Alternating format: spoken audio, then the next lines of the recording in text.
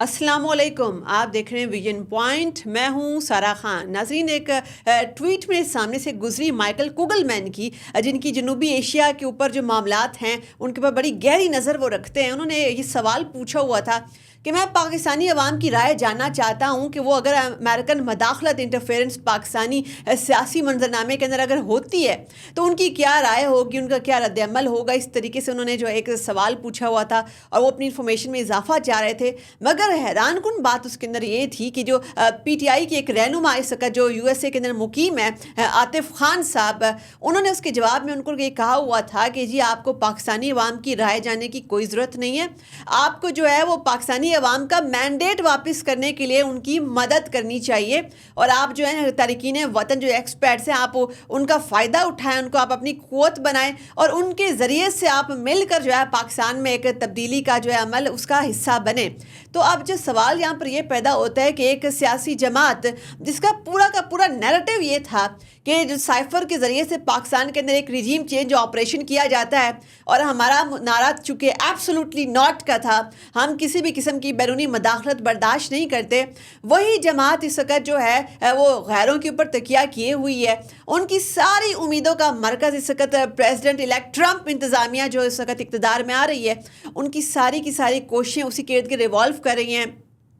ہم نے یہ دیکھا تھا کہ کیسے لابنگ ہو رہی ہے، لابنگ کے ذریعے سے جو ہے رچرڈ گرینر اور ایسی شخصیات، زلمے خلیل زاد جو ہیں وہ آ کر جو ہے بیانات دیتی ہیں پاکستان کے بارے میں. اور آئرونیکلی یہ وہی لوگ ہیں جن کا پاکستان کے نیوکلیئر اور ہمارے جو ڈیفنس پروگرام ہیں ان کے حوالے سے ان کا جو ہے دہائیوں کا کام ہے، اور یہی لوگ جواز بنا کر جو ہے پاکستان کے پاس سینکشنز کا مطالبہ کرتے رہے ہیں اور انڈین لابی کے بڑے قریب سمجھے جاتے ہیں. تو اب یہاں پر نقطہ جو ہے یہ واضح ہونے لگ گیا ہے کہ عمران خان صاحب کا بہانہ بنا کر اور پاکستان کے اندرونی حالات کو جواز بنا کر انٹرنیشنل کمیونٹی کے اندر ایک بڑا چیس بورڈ جو ہے وہ تیار ہو چکا ہے. پاکستان کے حوالے سے جو ہے وہ لگتا ہے کہ آگے آنے والے دنوں کے اندر جو ہے بڑے منصوبے تیار کیے جا رہے ہیں. اس کے اندر ہماری جو ایکسپیٹ کمیونٹی ہے اور ہمارے بیرون ملک مقیم جو کچھ سیاست دان ہیں، جو کچھ اسی سسٹم کے جو مورے ہیں، ان کو یوٹیلائز کیا جائے گا. اس گرینڈ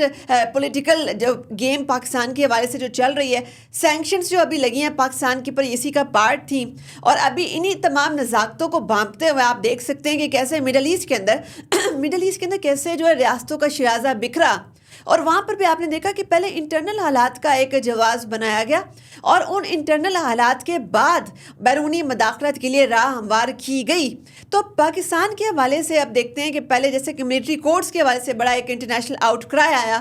وہ والی انٹرنیشنل کمیونٹی کہ ان کو رولز بیسڈ ورلڈ آرڈر جو ہے وہ غزہ میں نظر نہیں آتا، ان کو لیبنان میں نظر نہیں آتا، ان کو سیریا میں نظر نہیں آتا، مگر وہ رولز بیسڈ ورلڈ آرڈر کی بات پاکستان کے حوالے سے کرتے ہیں. تو یعنی کہ ایک بڑی ایک انٹرنیشنل کانسپریسی پاکستان کے خلاف بیک ڈور میں چل رہی ہے. تو ان چیزوں کو بھانپتے ہوئے جو ہم نے دیکھا کہ ابھی D G I S P R کی ایک پریسر ہوتی ہے، وہ تمام سیاسی قوتوں کے مذاکرات کو خوش آئند بھی قرار دیتے ہیں، مگر ایک کیٹیگوریکل میسج بھی دے دیتے ہیں کہ جو ریاست پاکستان ہے وہ 9 مئی کے حوالے سے کوئی بھی ڈھیل دینے کے حوالے سے سنجیدہ نہیں ہے. نہ تو اس کے اوپر ڈھیل دی جائے گی، نہ کوئی ڈھیل کی بات ہوگی. اکاؤنٹیبلٹی ہوگی، عدالتوں کے ذریعے سے پروسیس سے گزرنا پڑے گا. اور ابھی جو حکومتی کمیٹی بھی مذاکرات کے لیے پی ٹی آئی کے ساتھ بیٹھی، دو ٹوک موقف کے اندر انہوں نے بھی پی ٹی آئی کے اراکین پہ واضح کر دیا کہ آپ لوگوں کے دور میں بھی، یعنی پی ٹی آئی کے 4 سالہ دور حکومت کے اندر بھی کسی بھی سیاسی قیدی کو ایگزیکٹو آرڈر کے ذریعے سے نہیں نکالا گیا جیلوں سے. جب عمران خان کے دور میں ایک ورسٹ قسم کی ایک انپریسیڈنٹڈ پولیٹیکل وکٹمائزیشن ہو رہی تھی، کسی ایک سیاسی قیدی کو بھی اس دور کے اندر جو ہے وہ ایگزیکٹو آرڈر کے ذریعے سے نہیں نکالا گیا تھا. تو یہ بات حکومتی کمیٹی نے بھی واضح کر دی تھی پی ٹی آئی کے اوپر. اور پھر ابھی بھی جیسے P T I Pakistan Tehreek Insaf جو ہے وہ اب تحریری طور پر اپنے 2 مطالبے جو ہے وہ رکھنے والی ہے. ابھی تو جو 2 جنوری کی جو ایک میٹنگ ہونی ہے دوبارہ مذاکراتی کمیٹی کا ایک دور بیٹھے گا. تو ایک بڑی دلچسپ بات جو سامنے آتی ہے وہ یہ آتی ہے کہ پاکستان تحریک انصاف اپنے 2 مطالبات سے پیچھے ہٹ جاتی ہے. جی ہاں، جو 2 مطالبات ہوتے ہیں ان کے بڑے اہم ترین، ان کی جو پوری پولیٹیکل ایڈیفس ہے وہ ان دو مطالبات کے اوپر پہلے کھڑی ہوئی تھی، اور وہ یہ تھے کہ جی آپ نے ہمیں مینڈیٹ واپس کریں، الیکشن چوری کا ہے، ہمیں جو ہے یہ فارم 47 کی حکومت ہے، ہمیں جو ہے ان کے ساتھ بیٹھنا نہیں ہے۔ پہلے ان کی لیجیٹیمیسی جو ہے تسلیم کرتے ہیں اور بہت ہی بیک فٹ پہ جا کر مذاکرات کی خود پیشکش کرتے ہیں، بلکہ باقاعدہ مذاکرات کے لیے فورس کرنے کے لیے سول نافرمانی کا بھی آغاز کرتے ہیں اور ریمیٹنسز روکنے کی بھی دھمکیاں لگاتے ہیں۔ پاکستان کی معیشت کے ساتھ بھی ساتھ ساتھ کھلواڑ ہو رہا ہے،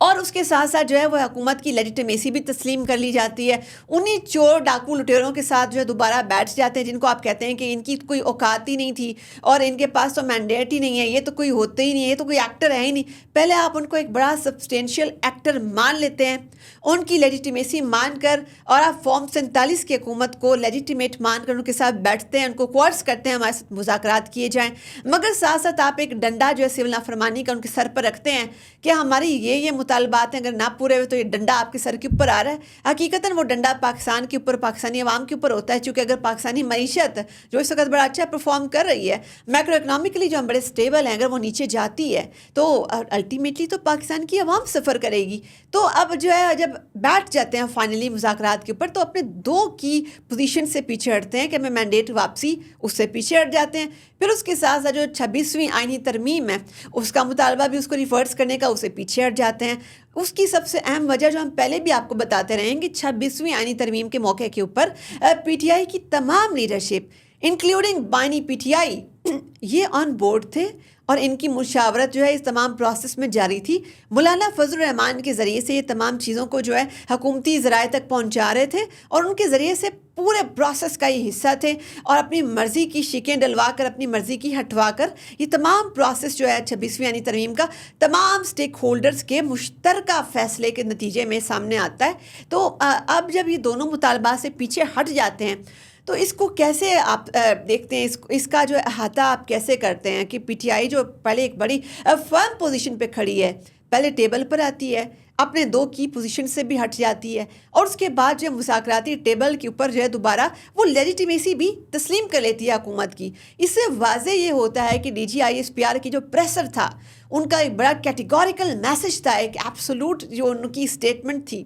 کہ ہم لوگ کبھی بھی جو انتشاری ایلیمنٹس ہیں، سیاست کے اندر انتشار اور شورش پیدا کرنے والے جو ایلیمنٹس ہیں، ان کو برداشت نہیں کیا جائے گا۔ ایسے انتشاری گروپ، ایسے جتھے جو کہ ریاست پاکستان سے شخصیات کو اور اپنی سیاست کو مقدم رکھتے ہیں، ان کی سسٹم کے اندر کوئی جگہ نہیں ہے۔ جب یہ والا میسج جو ہے واضح ہو جاتا ہے پاک فوج کے اعلامیے کے اندر، تو اس کے بعد جو ہے ہم نے دیکھا کہ پی ٹی آئی بڑا بیک فٹ پر جا کر ڈیفینسو ہو کر فارم 47 کی حکومت کے ساتھ بیٹھ کر اپنی کی پوزیشنز کی ڈیمانڈ سے پیچھے بھی ہٹ جاتی ہے، اور آگے آئندہ آنے والے دنوں کے اندر بھی ہم پہلے سے پریڈکشن یہ والی کر رہے ہیں کہ وہ جو خان صاحب کو باہر نکالنے کی ان کی ڈیمانڈ ہے، اور اس کے ساتھ ساتھ جو ہے وہ 9 مئی کے حوالے سے 26 نومبر کے حوالے سے جو ایک کمیشن بنانے کی ڈیمانڈ ہے، اور اپنے جو سیاسی اسیران ہیں ان کو جیلوں سے نکالنے کا مطالبہ ہے، آہستہ آہستہ طریقے سب اس سے بھی پیچھے جائے گی، اور بیسک کے اوپر وہ آ جائے گی کہ جیسے پہلے وہ گلے پکڑ رہے تھے، اب وہ پاؤں پکڑنے کے اوپر آ جائیں گے کہ جی ہمیں اس صورتحال سے باہر نکالا جائے،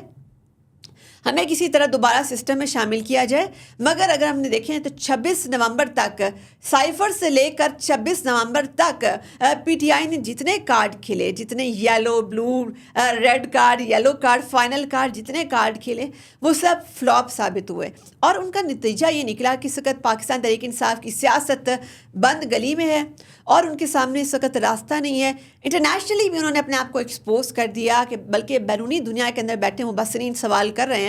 کوئی بھی سیاسی جماعت اپنے ہی ملک کے خلاف لابنگ کیسے کر سکتی ہے؟ اپنے ہی ملک کے خلاف سینکشنز کا مطالبہ کیسے کر سکتی ہے؟ اپنے ہی ملک کے حوالے سے جو ہے اپنی معیشت کے کھلواڑ کے ساتھ کیسے کھلواڑ کر سکتی ہے کہ آپ کا جو ریمیٹنسز ہے، ایک بڑا چنک ہے، آپ کی سورس آف انکم، آپ کی اکانومی کا ایک بڑا چنک ہے، آپ اسی کے اوپر ہی آپ کہتے ہیں کہ ہم نے بین لگانا ہے، ہم نے اس کو روکنا ہے، معیشت کو سٹیبل نہیں ہونے دینا ہے، ایک عام آدمی کی ہم نے زندگی تباہ کرنی ہے، اس کا جو منتھلی سائیکل ہے ہم نے تباہ کرنا ہے، اس کی انکم کا۔ تو یہ تمام سوالات اب انٹرنیشنلی بھی اٹھ رہے ہیں۔ آگے آنے والے دنوں کے اندر یہ جو انتشاری سیاست ہے، یہ جتھے کی سیاست ہے، کفن دفن کی، چوک چراہوں کی، گلیوں محلوں کی جو سیاست ہے، یہ مزید دفن ہو جائے گی، اپنی موت آپ مر جائے گی۔ مزید تبصروں ترسیوں کے لیے دیکھتے رہیے ویژن پوائنٹ۔